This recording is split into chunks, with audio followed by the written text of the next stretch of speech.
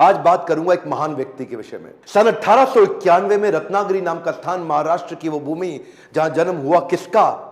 एक profound powerful दलित leader का, एक ऐसे शक्तिशाली पॉलिटिशियन, वुमेन इमेंसिपेटर, एक इकोनॉमिस्ट, एक प्रोलिफिक राइटर, एक थियोरिस्ट, एक ऐसे महान व्यक्ति जो कि बुद्धिज्म का रिवाइवलिस्ट भी था, ह्यूमन राइट प्रोफाउंडर और eminent scholar, razor sharp intelligence. नाम था इनका डॉक्टर भीमराव रामजी अंबेडकर। छोटी उम्र में ही ये रत्नागिरी से सत्तारा नाम के स्थान, महाराष्ट्र के अंदर जो पुणे के नजदीक है, वहां शिफ्ट हो गए। इनकी माता का देहांत हो गया था छोटी उम्र में। बचपन से ही बड़ी दिल को दहला देने वाली, दुखी कर देने वाली, एक बच्चे को आतंकित, पीड़ित कर देने वाली, तंग करने वाली, परेशान करने वाली कठिनाइयों के दौर से ये गुजरे। छोटे थे, पढ़ना चाहते थे, इनके अपने पिता से बहुत रिक्वेस्ट करते थे, लेकिन क्योंकि दलित समाज में, एक महार जात में इनका जन्म हुआ, तो कोई इनको पढ़ने की सुविधा नहीं थी।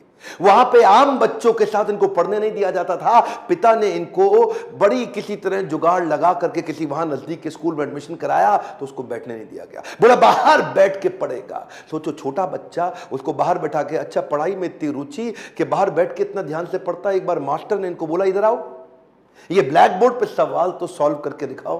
अच्छा, ये ब्लैक बोर्ड पे सवाल सॉल्व करने गया तो अचानक बच्चे चिल्लाए, मास्टर जी नीची जाति का है। और इतना ही नहीं, बच्चे चिल्ला के भागने लगे ब्लैक बोर्ड की तरफ। ये हैरान हुआ क्यों भागे, तभी देखा सारे बच्चों ने अपने अपने टिफिन उठाए, वहां से उठा के पीछे करने लगे, धक्का मारने लगे। क्यों? उनको डर था इसकी परछाई से इनका खाना अपवित्र ना हो जाए।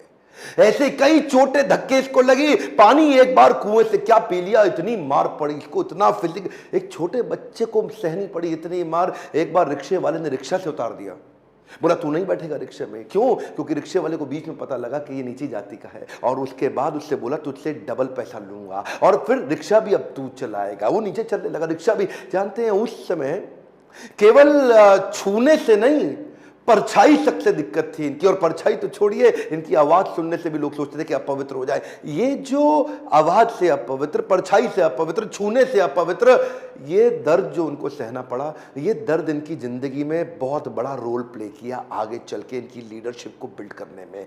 जानते हैं, संस्कृत नहीं पढ़ाई जा रही थी। बोलते संस्कृत तो ब्राह्मणों के पढ़ने के लिए, तेरे पढ़ने के लिए तो है नहीं, स्कूल से निकाल दिया जाता। तो सायाजी महाराज गायकवाड़ नाम के एक राजा वहीं हुआ करते थे, जिन्होंने इसकी तकलीफ को समझा और वो इनकी तकलीफों को पहचानते थे। बहरहाल इनकी पढ़ने की इतनी इच्छा को देख के उन्होंने इसको स्पॉन्सर किया, स्कॉलरशिप दी, ताकि ये जाके वेस्ट में लंबी पढ़ाई कर सकें। देखिए, ध्यान दीजिए, बात आज की नहीं है, बात 110 साल पुरानी है। 1908, 1909, उस समय एक सबसे निचले पायदान से उठा हुआ महार जात का लड़का जाकर के इंटर करके आया इंग्लिश में मुंबई से। उसके बाद वही बीए करी, पॉलिटिकल साइंस और इकोनॉमिक्स में। रुका नहीं, तुम मुझको यहां नहीं पढ़ने दोगे, मैं जाऊंगा दुनिया की बेस्ट यूनिवर्सिटी में, रोक के तो दिखाओ। और वही स्कॉलरशिप लेकर के निकल गया न्यूयॉर्क, कोलंबिया यूनिवर्सिटी जाकर के उसने पहले तो एमए करी, पॉलिटिकल साइंस, इकोनॉमिक्स, हिस्ट्री और सोशियोलॉजी में। उसके बाद पीएचडी करने निकला। यहां नहीं रुका,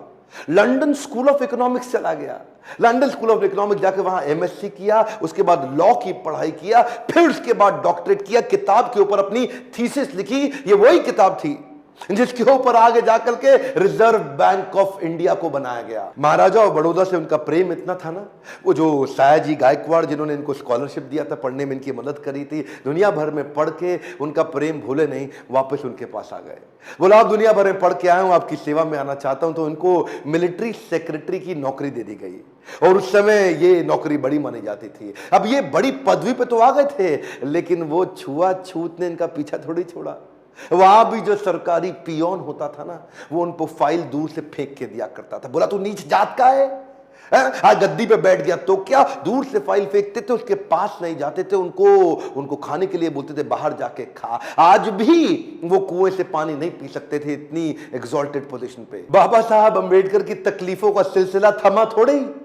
अभी तो रमाबाई जिनसे उनका विवाह हुआ था, उनके साथ उनकी 5 संतानें हुई, लेकिन 4 संतानें एक के बाद एक इलाज की सुविधा ठीक से ना मिल पाने के कारण उनके जीवन से चलती चली गई। 4 बच्चों का देहांत हुआ, 1 बच्चा बचा, लेकिन पत्नी भी आगे चल के लंबा साथ नहीं दे पाई। वो भी लंबी बीमारी के चलते उनका भी देहांत हो गया।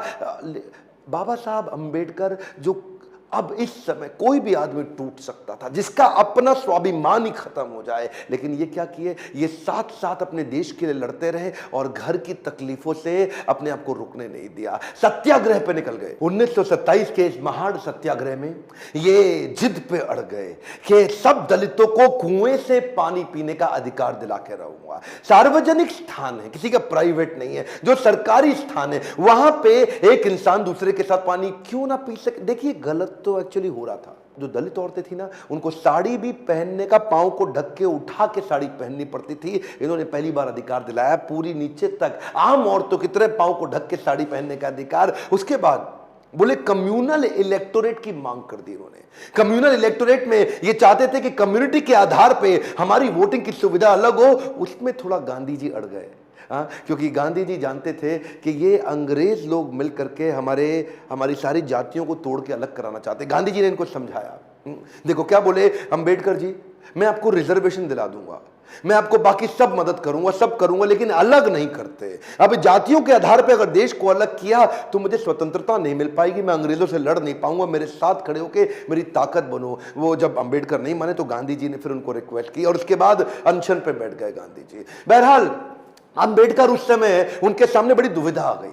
वो सोचे एक तरफ मेरी अपनी जाति के लोग, मैं उनकी मदद करूं, और एक तरफ देश में आंदोलन लड़ रहे हैं गांधी, उनका जीवन, इनके जीवन का त्याग ना हो जाए, कहीं ऐसा जीवन ना खत्म हो जाए। उन्होंने गांधी जी को समझाया, बोला ठीक है आप अपना अनशन छोड़िए। पूना पैक्ट वहां साइन किया गया और पूना पैक्ट जब साइन किया उस समय इन्होंने रिजर्वेशन तो कम से कम कंट्रोल में कर लिया। The evolution of provincial finance in British India नाम की इनकी किताब, द प्रॉब्लम ऑफ रूपी नाम की 2 किताबें, जिसके आधार पे आरबीआई की स्थापना हुई। मैं दोबारा बोल दूं क्या, इन्होंने जो किताबें लिखी उसके आधार पे आरबीआई की स्थापना करी गई। कैन यू इमेजिन, भारत के सबसे निचले पायदान से आया एक यंग लड़का जिसकी कोई मदद करने वाला नहीं, आज उसकी बुद्धि पे आधारित हमारे कॉन्स्टिट्यूशन की स्थापना भी की जाएगी। इनकी ज्ञान, बुद्धि और कौशल का लोहा इंडियन लीडर्स और ब्रिटिश लीडर्स दोनों मानते थे। 1947 में भारत आजाद हुआ और गांधी जी के पास नेहरू अपनी पूरी कैबिनेट की लिस्ट लेकर के आए।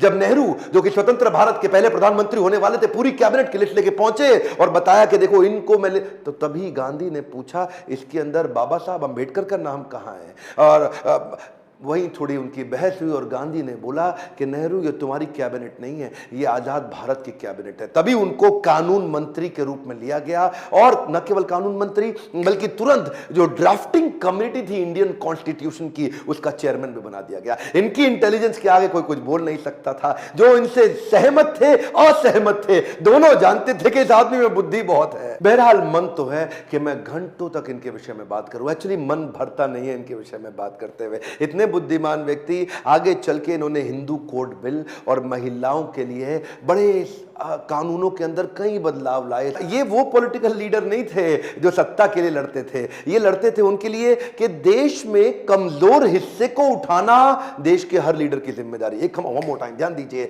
चाहे वो महिलाएं हो, चाहे वो जाति धर्म के आधार पे हो, कमजोर हिस्से को आगे बढ़ाना, सपोर्ट करना, तभी देश आगे चलेगा। खुशहाली आएगी तो फायदा सबका होगा। कम ऑन, ध्यान दीजिए, पूरे देश में खुशहाली आएगी तभी फायदा सबका होगा। इनकी भाषा में, इनके भाषण में, इनकी चर्चा में, इनके आचरण में, इनकी किताबों में और ड्राफ्टिंग कमेटी में चेयरमैन होते वक्त कॉन्स्टिट्यूशन को लिखने में सहनशीलता लगातार दिखती रही। अहिंसा परमो धर्म, बौद्ध धर्म को अपनाने लगे।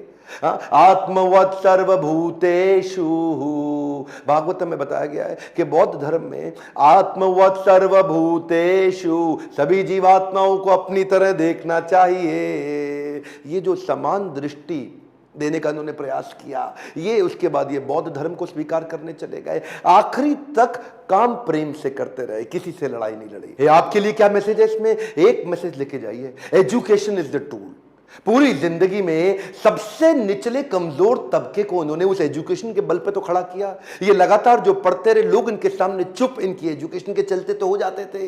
कोलंबिया यूनिवर्सिटी आगे चल के इनको number 1 scholar in the world की उपाधि से नवाजा गया। देश ने इनको भारत रत्न दिया। एक बात समझ लीजिए, इनके बराबर लीडर पृथ्वी में गिनती की होते हैं, परसेंटेज में नहीं होते।